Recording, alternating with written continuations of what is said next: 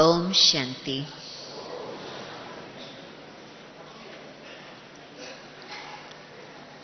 आपको ये जानकर के खुशी होगी कि दादी जानकी की तबीयत ठीक है।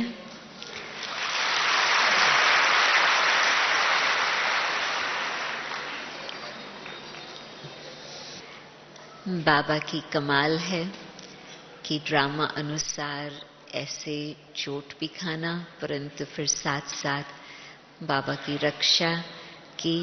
दादी बिल्कुल कल सवेरे गई अहमदाबाद और आज शांतिवन में वापस पहुंच भी गई।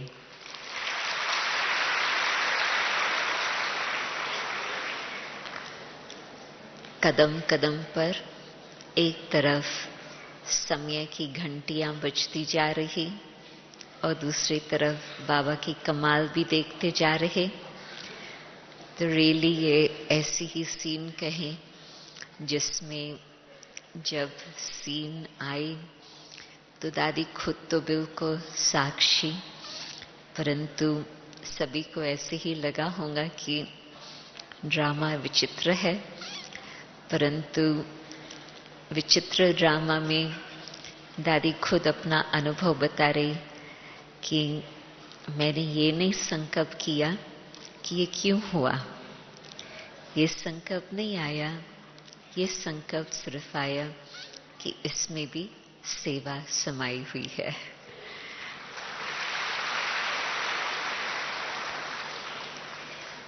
और रियली ऐसे ही देखते रहे। दादी के पास जो प्यार भरे बाबा की याद के ईमेल्स पहुंचते गए हैं, चाहे डॉक्टरों की बहुत प्रेम से जो मुलाकात आज सवेरे देखी, तो कोई भी बात होती अपनी वृत्ति अनुसार, अपनी दृष्टि अनुसार उसको किस तरह से पॉजिटिव तो क्या बहुत श्रेष्ठ रूप दे सकते, ये देखने को फिर दोबारा मिला। तो अभी मैं आ रही थी यहाँ, तो दादी ने खास आप सबके लिए 3 बातें याद दिलाई। एक तो खास ये कहा कि आज सवेरे भी बाबा का इशारा था कि अपने दिल को किस प्रकार से बनाना होगा। सवेरे की मुरली याद होंगी कि अपने दिल को रहम दिल बनाएं।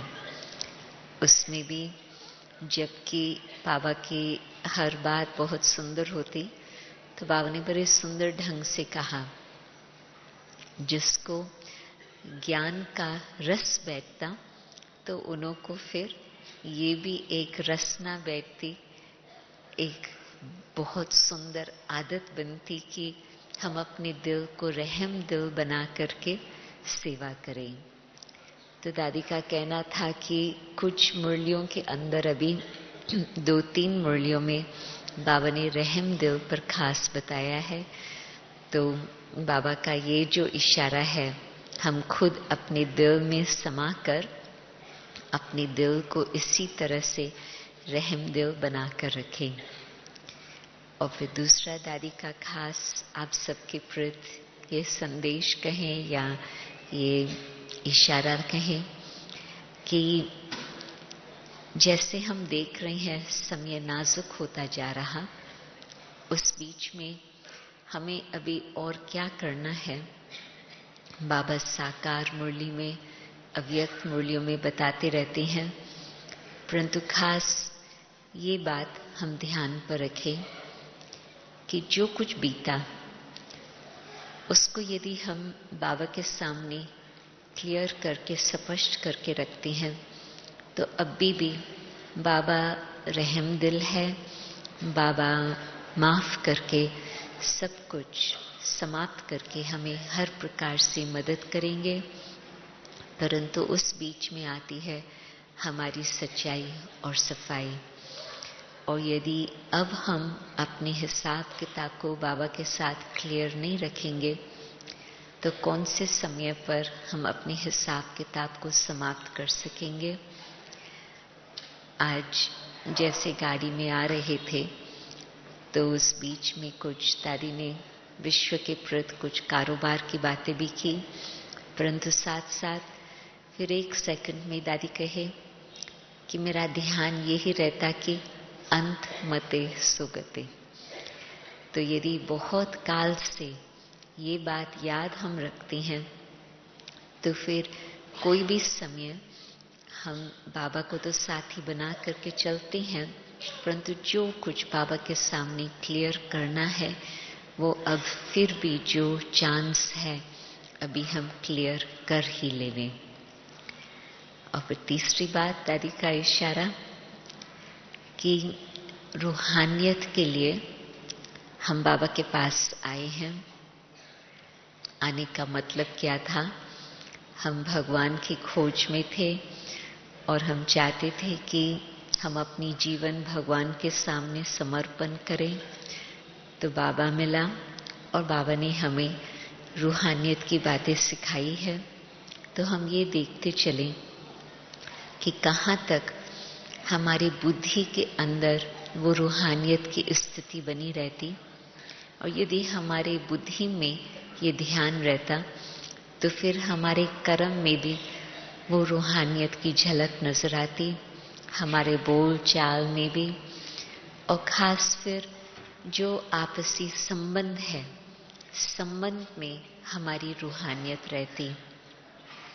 फिर दादी ने बहुत इंटरेस्टिंग बात कही कि जब सच्ची रूहानियत है, इतना ध्यान है, तो फिर कोई भी मनुष्य का हम आधार नहीं ले पाएंगे, क्योंकि एक बाबा के साथ ही हमारा ऐसा संबंध होगा जो हमारा सहारा होगा, परंतु दूसरी तरफ सबके साथ बहुत मीठा व्यवहार होगा। कभी कभी कोई ऐसे भी होते हैं जिन्हों का कोई मनुष्य का आधार नहीं लेते, परंतु फिर टोटली सबसे उन्हों की न्यारी स्थिति होती, अथवा वो जो प्रेम प्यार का व्यवहार हो, नजदीकपन का संबंध हो, वो नहीं हो पाता।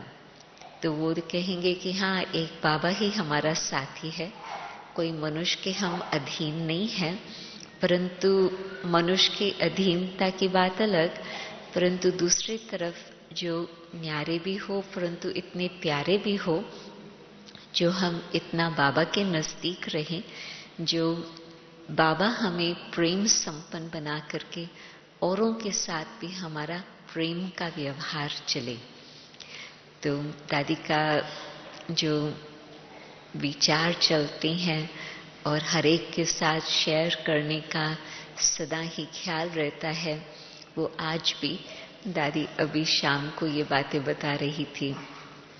और सवेरे खास ये बात कही कि वहाँ पर भी अहमदाबाद में लोटस हाउस में गुरुवार का क्लास कराने जाना था, मुरली सुनाने, तो खास बुला करके यही कहे, सवेरे सवेरे ही अमृत वेले के बाद ही कहा कि बहुत समय से अपनी स्थिति को न्यारा और प्यारा बना करके रखते हैं, तो उसी आधार पर फरिश्ता स्थिति का हम अनुभव कर सकते। न्यारा भी रहें परंतु ईश्वर का प्यारा हम बन करके रहें। तो ईश्वर का प्यारा होंगे तो फिर तो सहज दिल को पांव धरती पर नहीं होंगे और हम उस फरिश्ता स्थिति को धारण कर सकेंगे। तो ये सवेरे का दादी का अमृत वेले के बाद विचार था। तो एक तो आपको ये दादी की तरफ से ये बताने थे, दादी के इशारे। दूसरी बात आपको खास ये बतानी थी कि जो हम बाबा की मुरली में सुनते थे और अभी भी सुन रहे हैं कि समय कैसे तेज जाता रहा है, और जो बाबा हमें ये बताते थे कि अंतिम घड़ियों के नज़ारे किस प्रकार से होंगे, वो प्रैक्टिकल दो बातें मैं आपके सामने रखने चाहती हूँ। मैंने सोचा था जब मैं पहले ज्ञान सुनती थी और बाबा की मुरली सुनती थी, तो मुझे ये बुद्धि में था कि विदेश में जल्दी ही जिस समय घड़ी आएंगी, बॉम्ब्स फटेंगे, आत्माएं सब उड़ के जाएंगी। परंतु भारत में बाबा ने कई बार बताया है कि प्राकृतिक आपदाओं का खेल देखेंगे, साथ साथ आप आपसी युद्ध, ग्रह युद्ध की बातें देखेंगे। परंतु खास इस वर्ष में, वैसे तो धीरे धीरे वो बढ़ता जा रहा था कुछ वर्षों से, परंतु इस वर्ष में 2 बातें देखने को मिली है जिससे मुझे लगता है कि मैंने ये बात पूरी समझी नहीं थी कि किस प्रकार की वो घड़ियां आएंगी और कैसे आत्माएं बिल्कुल तैयार हो जाएंगी ये संदेश सुनने की अब घर चलना है। अमेरिका में वैसे तो हम एक तरफ से तो कहेंगे कि वो देश सबसे पहले विश्व में अमीर था, और अभी फिर बेशक अमीर ना कहें, परंतु फिर भी सारे विश्व में सबसे अधिक शक्तिशाली देश तो कहेंगे ही। वहां पर जब हरिकेन सैंडी आया तो और स्थानों पर हरिकेन्स आते हैं, कुछ नुकसान होता तो कुछ समाचार मिलता रहता, परंतु जबकि अमेरिका है ही मीडिया का देश, तो फिर एक एक बात जो चलती रही, बहुत कुछ विश्व में सभी वो मीडिया का देखते रहे, और वहाँ की बहनें भी किसी न किसी रीति से कांटेक्ट करके हमको समाचार बताती रहती थी। तो ऐसे स्थान पर जानते हुए हरिकेन आ रहा है, परंतु जिस समय वो घड़ी आई तो उस समय किस तरह से वो पानी बहता हुआ देखा, वो गाड़ियां बहती हुई देखी, हर एक को लगा कि प्रकृति किस तरह से आज खेल कर रही है। और ये तो उस एक ही तूफान से कितने बिलियंस का नुकसान हुआ, जिस कारण फिर उस बात को उठा करके एक और टॉपिक है संसार की, जो बाबा की तरफ से इशारे मिल रहे थे, परंतु अभी वो बड़ी कंपनीज, इंडस्ट्रीज, गवर्नमेंट्स को इत्तला कर रही है कि इसका कुछ करना चाहिए, और उसका है कनेक्शन क्लाइमेट चेंज। जो मौसम बदलता जा रहा है, मतलब कि अचानक कुछ भी बात हो जाए, बाबा हमें अचानक और एवर रेडी दूसरे हिसाब से कह रही हैं, न सिर्फ प्रकृति के हिसाब से, परंतु जो कुछ ब्राह्मण परिवार देखता जा रहा उसमें भी हम देखते हैं कि अचानक एवर रेडी, कैसे बाबा हमें मंत्र पहले से ही दिया और ड्रामा अनुसार वो बात पक्की होती जा रही। परंतु ये जो क्लाइमेट की बातें हैं, उन्होंने जब ये देखा कि एक ही तूफान से कितना नुकसान हुआ, तो फिर एक सारा ग्रुप है, उन्होंने ब्रिटिश गवर्नमेंट को कहा कि हमको कुछ ये जो CO2 इमिशंस है, ये जो गर्म हवा, दूषित हवा बनती जा रही है, पोल्यूशन की बातें कुछ भिन्न प्रकार से हम सुनते रहे, परंतु गर्माइश शहर के, देश की, सारे विश्व की बढ़ती जा रही है, और उसका कारण जो सारी ह्यूमन एक्टिविटीज चले हैं, मनुष्यों ने जिस तरह से अपना जीवन चलाया है, लाइफस्टाइल, उस कारण से ही ये सब कुछ हो रहा है। आप सोचो UN कितने कॉन्फ्रेंसेस कर चुके हैं इसी टॉपिक के ऊपर, एक ही टॉपिक पर। अभी ये 18th कॉन्फ्रेंस चल रहा है दोहा में, जिसमें से मैं वहाँ भारत से आकर के यहाँ पहुँची। तो उस कॉन्फ्रेंस में भी यही बातें निकल रही है कि साइंस के हिसाब से सबको वार्निंग मिलती गई है, गवर्नमेंट्स को भी और लोगों को भी, कि यदि कुछ लाइफस्टाइल में चेंज नहीं आता, जिस तरह से हम चल रहे हैं उस अनुसार, तो प्रेडिक्शन ये है कि कुछ वर्षों के अंदर ऐसे हालत होंगी जो उसको बदली नहीं कर पाएंगे। तो बाबा ने तो प्रकृति की बातें पहले से ही बता दी थी और उसमें भी कर्म फिलॉसफी की बातें बहुत क्लियरली बताई, परंतु हम जबकि ये बातें अभी बाहर वालों से देखते हैं और सुनते हैं तो हमें लगता कि बाबा ने हमें तो पहले ही बताया, परंतु अब उन्हों को इसका सलूशन बताएं। तो सलूशन तो ये कि वो अपनी आंतरिक स्थिति को ऐसे मजबूत बनाए जो ये सब बातें देखते हुए वो हलचल में न आए और उस एक का सहारा लेकर के रखे। तो पहले जो लोग 5 साल पहले भी बातें नहीं मानते थे, आज वो स्थिति है जो ये सब बातें मानने लगे हैं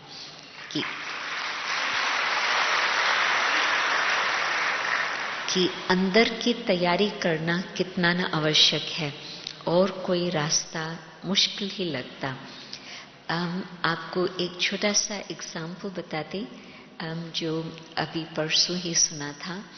तो कॉन्फ्रेंस में बताया कि यदि गर्मी 4 डिग्री से बढ़ती है, जो आज के संसार की हालत है, पहले कोशिश करते थे कि 2 डिग्री तक न पहुंचे ज्यादा, क्योंकि उसका भी बहुत नुकसान होगा। फिर अभी कहते हैं कि वो तो होगा ही, उसको हम रोक नहीं सकते, परंतु 4 डिग्री तक अभी न पहुंचे, वो अभी कोशिश चल रही है। विश्व की गर्माइश एक्स्ट्रा 4 डिग्री न बन जाए।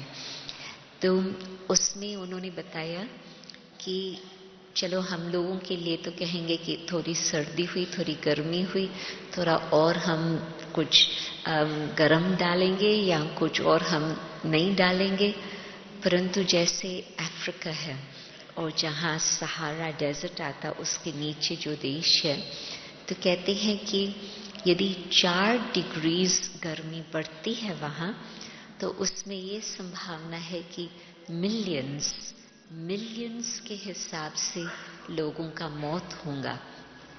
तो क्या हम लोग इतना भी, वो खुद कह रहे थे, क्या हम इतना रहम नहीं कर सकते हैं मनुष्यों के ऊपर, अपने भाई बहनों के ऊपर, जो हम अपनी लाइफस्टाइल को चेंज नहीं करने के लिए तैयार है। तो परंतु गवर्नमेंट्स का कोई भी बात में मिलना और कोई बात को इकट्ठा होकर के राय करके स्वीकार करना, यूनिटी में आना, वो तो बाबा ने बता दिया कि उन्हों के लिए इस तरह से शामिल होना, एकमत होना, वो तो संभव नहीं है। तो मैं देख रही हूँ कि कैसे ड्रामा अनुसार जो घड़ी वो आने वाली है, अभी उसकी तैयारी हो रही है, जिसमें मनुष्य आत्माएं खुद ही कहे कि हाँ, अब हमें घर चलना है। कुछ समय पहले ये बातें चली थी कि अंतिम घड़ी लोगों को एक तो परमात्मा के प्रति प्रेम भावना, परंतु साथ साथ घर चलने का भी जो संकल्प होगा, वो बड़े प्योर भावना से उनके मन में आएगा। ऐसे नहीं कि डर के मारे या दुख के कारण, क्योंकि हर एक के अंदर, मैंने ये देखा है विदेश में कि कई है जो भगवान को नहीं मानते, आज तक भी कई है, वो मानने के लिए तैयार होंगे जरूर, परंतु आज तक नहीं मानते। परंतु कईयों को भगवान को न मानते भी अपने घर की कुछ झलक या कुछ स्मृति आई हुई है, जिस कारण से वो फिर उस आधार पर भी थोड़ा कुछ ज्ञान सुनने के लिए तैयार होते हैं। कुछ एग्जाम्पल्स हमारे सामने है जिससे मुझे ये लगता। तो लास्ट संकल्प हर आत्मा का जब घर जाते हैं, एक प्यार का होगा, स्वीट होम। ऊपर हम कहाँ जा रहे हैं? हम अपने घर जा रहे हैं। बड़े प्यार से मीठे घर की याद आएंगे। बाबा उस दिन बता रहे थे कि मीठा घर, मीठी राजधानी, तो अपने मीठे घर की याद होंगी और वो उस भावना से फिर अपनी तैयारी करके सब बातों से छूटकर फिर अपने घर वतन चलेंगे। तो अभी कैसे लोगों का मन में वैराग आ रहा है वो हमको देखने को मिला।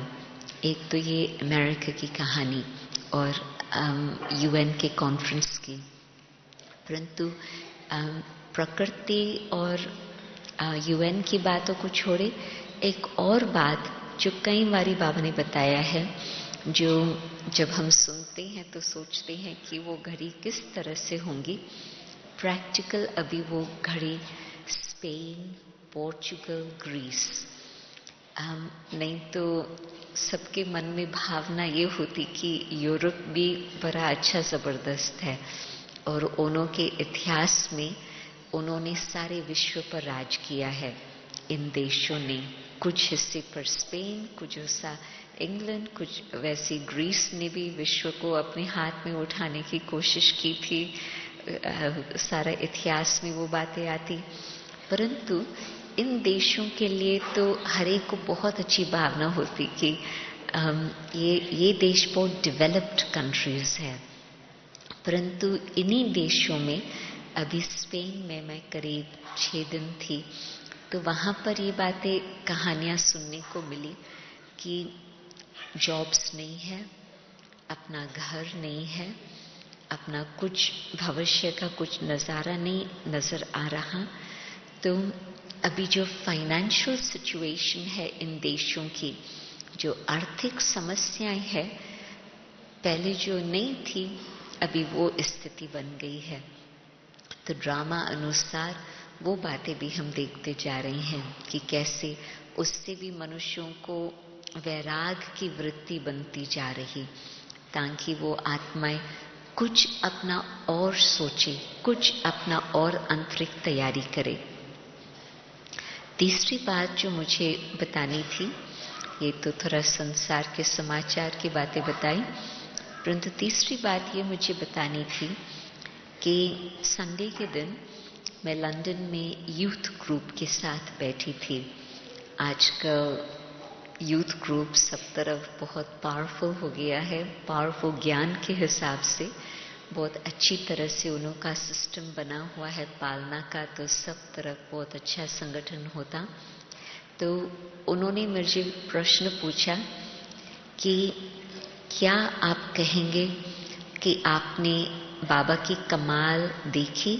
हम मिरेकल्स शब्द तो नहीं यूज करते, परंतु दूसरी तरफ कहेंगे कि मिरेकल भगवान का जादू का खेल, या ये भी लोग कहेंगे कि सिद्धि, कई प्रकार की सिद्धियां। तो शब्द कुछ भी कहो, परंतु उनका ये शब्द था कि आपने कुछ इस तरह के भगवान के आश्चर्यजनक बातें देखी है जिससे आपका विश्वास और मजबूत हुआ है।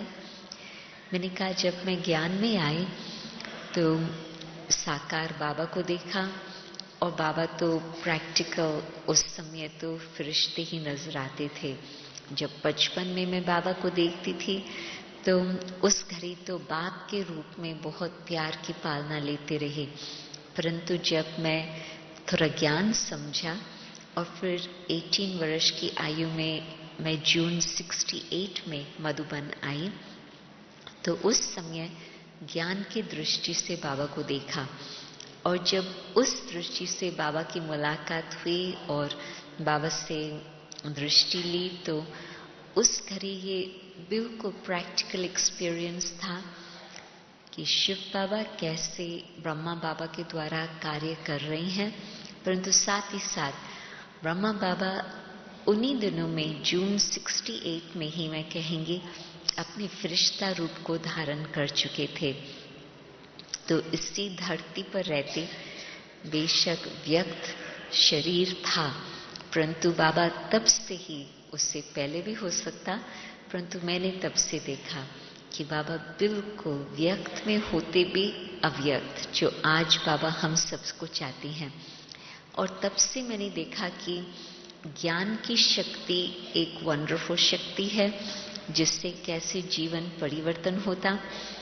तो पहले तो ज्ञान की कमाल देखती थी कि ज्ञान से कैसे बुद्धि का परिवर्तन, जीवन का परिवर्तन।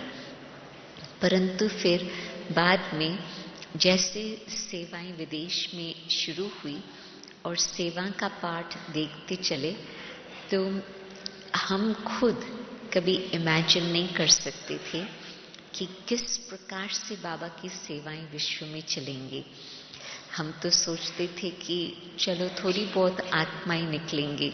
जैसे आज भी बाबा ने कहा कि जो आत्माएं कन्वर्ट हो गई है वो वापस बाबा के पास जरूर आएंगी। परंतु वो जो पहले आत्माएं निकली और आज तक भी आत्माएं जो निकल रही है, वो खुद निमित्त बन करके विश्व के 130 देशों में सेवाएं करेंगी, ये कभी मैंने रूपरेखा सोचा ही नहीं था। ये भी मैं सुनती थी साकार मुरली में, साकार बाबा के द्वारा भी सुना कि बाबा का संदेश विश्व के कोने कोने में जाएगा, परंतु प्रैक्टिकल उसका ढांचा किस तरह से बनेगा, ये लौकिक हिसाब से, लॉजिकल हिसाब से मैंने कभी सोचा नहीं था। तो अब जबकि मैं देखती हूँ कि एक एक देश की वंडरफुल कहानी है कि कैसे बाबा ने किस आत्मा को चुना और कैसे उसके द्वारा अपना बाबा ने कार्य कराया और कैसे एक आत्मा से अनेक आत्माओं को कलम लगता गया, तो ये बिल्कुल मिरेकल की बात है। क्यों? क्योंकि मनुष्य का काम नहीं है। वैसे तो आप भारत की भी सेवाएं देखो। अभी पिछले सप्ताह मुझे साउथ इंडिया में 2-3 जगह पर जाने का मौका मिला। मदुराई में, कोचिन में, चेन्नई में और एक स्थान में। चेन्नई में तो मैं 3 साल पहले भी गई थी, परंतु कोचिन और मदुराई में मैं 22 वर्षों के बाद गई।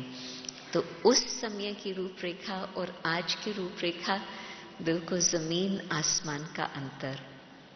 और बाबा का कार्य वो जब हम देखते हैं कि कैसे चल रहा है, कैसे फैला है, तो ये बिल्कुल मिरेकल की बात है।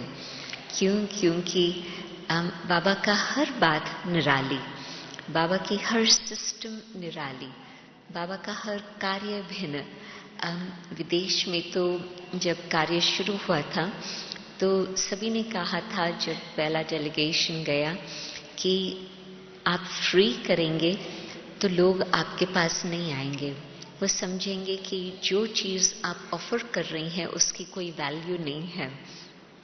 तो उस समय जो डेलीगेशन आया था विदेश में, उन्होंने भारत में उन दिनों में ईमेल्स, फैक्सेस दिए थे।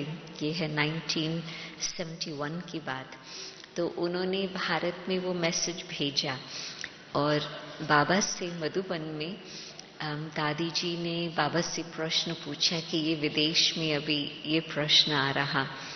तो बाबा ने कहा कि चाहे देश है चाहे विदेश है, जो बाबा का कार्य जिस प्रिंसिपल से बना हुआ है वो कभी चेंज नहीं होने वाला है, तो उसी अनुसार ही कार्य करना है। तो पहले तो ये प्रश्न उठा। फिर नेक्स्ट प्रश्न उठा कि क्या विदेश में लोग सवेरे क्लास में आएंगे? तो जब दादी जानकी विदेश में आए तो दादी ने तुरंत ही कहा, मुझे तो सवेरे मुरली सुनानी है, फिर 2 हो, 4 हो, 10 हो, जितने भी होंगे, मैं तो सवेरे मधुबन के टाइम टेबल अनुसार मुरली सुनाएंगी। तब तक मुझे लगता है कि विदेश में सवेरे का क्लास अच्छी तरह से पूरा कहाँ पर भी चालू नहीं था, परंतु दादी के पहुंचने से ही नेक्स्ट डे सवेरे क्लास चालू हो गया। और आज विदेश में भी सब तरफ सवेरे का ही क्लास। और अभी तो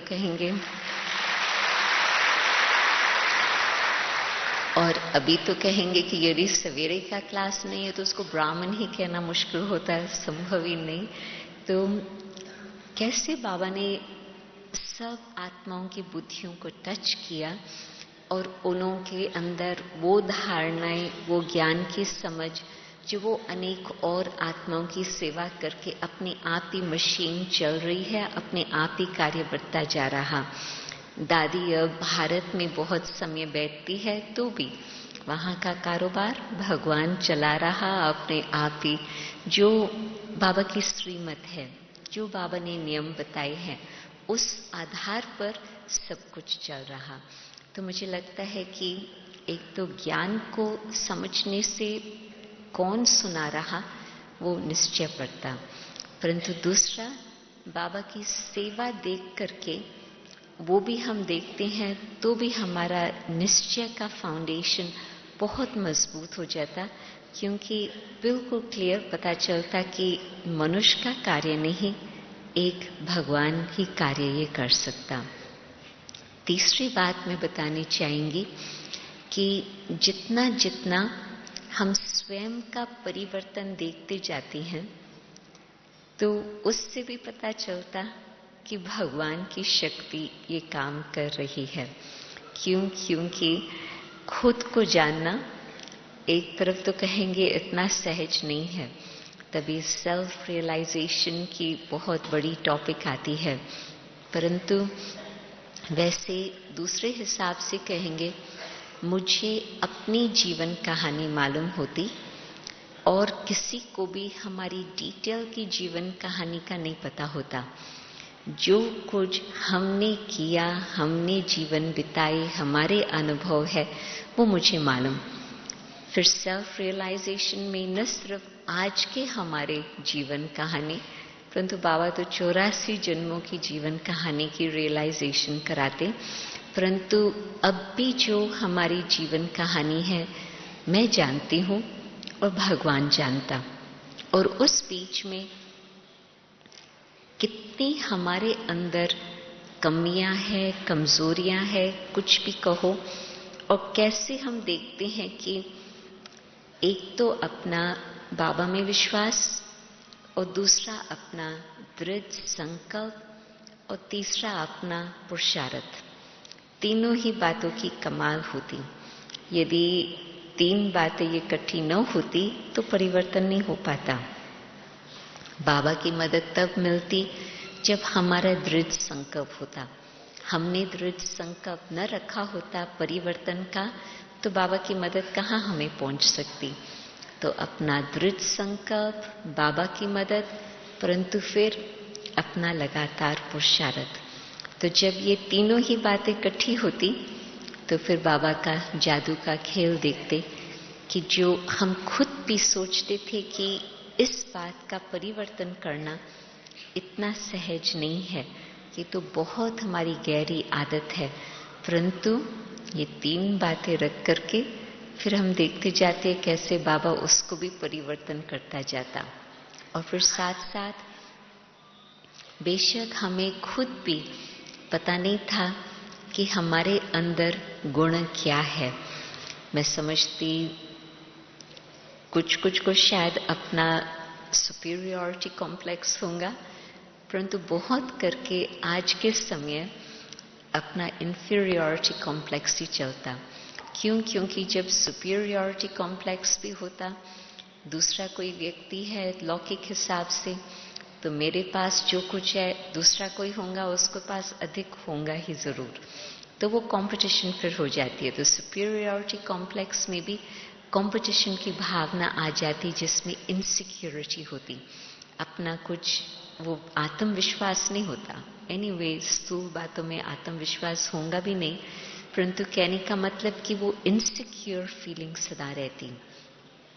परंतु बाबा कैसे अपनी याद की शक्ति द्वारा जो कुछ अपने अंदर गुण थे, छिपे हुए थे, हम खुद भी नहीं जानते थे, छुपे हुए थे, उसको कैसे इमर्ज करके बाबा फिर सेवा में यूज कर रहे हैं।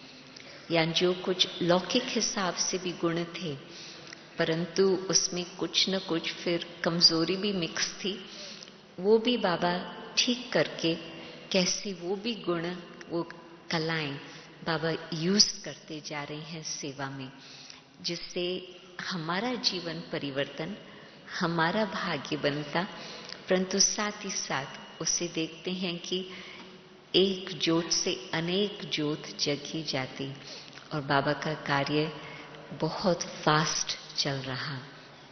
जो बाकी अंतिम घड़ियों में बाबा को कार्य करना है, कराना है, संदेश देने का, वो मशीन भी बिल्कुल तैयार है। अभी मैं एक मीडिया के भाई के साथ बैठी थी, तो मैंने कहा अभी कोई बात का संदेश विश्व में पहुंचना है कितना टाइम लगता? तो उस भाई ने कहा मिनट्स के अंदर, कुछ मिनट्स के अंदर ही कोई भी बात विश्व में फैल जाती। तो आप सोचो, जो सेवाएं हम कर रहे हैं उससे हमारा भाग्य बनता, परंतु जो कुछ अंतिम घड़ी विश्व को संदेश मिलना है वो तो बाबा अपने आप ही करा ही लेंगे। मीडिया तैयार है, वो कर ही लेंगे। परंतु बाकी ये जो अभी बाबा का फिर से बहुत बहुत हम सबके ऊपर मेहर है, कहें रहम है, बाबा फिर हमसे मिलने वाले हैं कल, तो उसके लिए हम इतना दिल में अप्रिशिएट कर रहे हैं कि बाबा ने इतना सब कुछ दिया है।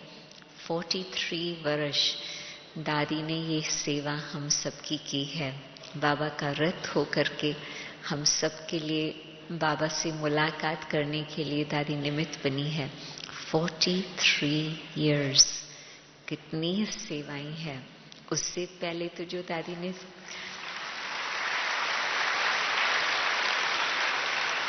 उससे पहले भी तो दादी ने खूब सेवाएं की, और अभी भी दादी भिन्न भिन्न प्रकार से खूब सेवाएं कर रही है।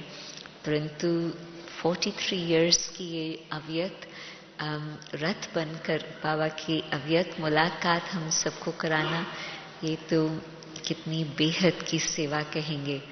तो बाबा हमको सब कुछ दिया है, क्या नहीं दिया है। तो कल हम बाबा को अपनी उस स्थिति से मुलाकात करें। एक तो दिल से बहुत बहुत थैंक्स, परंतु अपने जीवन का प्रैक्टिकल सबूत बाबा के सामने रखें कि जो बाबा ने हमें होमवर्क दिया था उसका हम प्रूफ देवें। ओम शांति।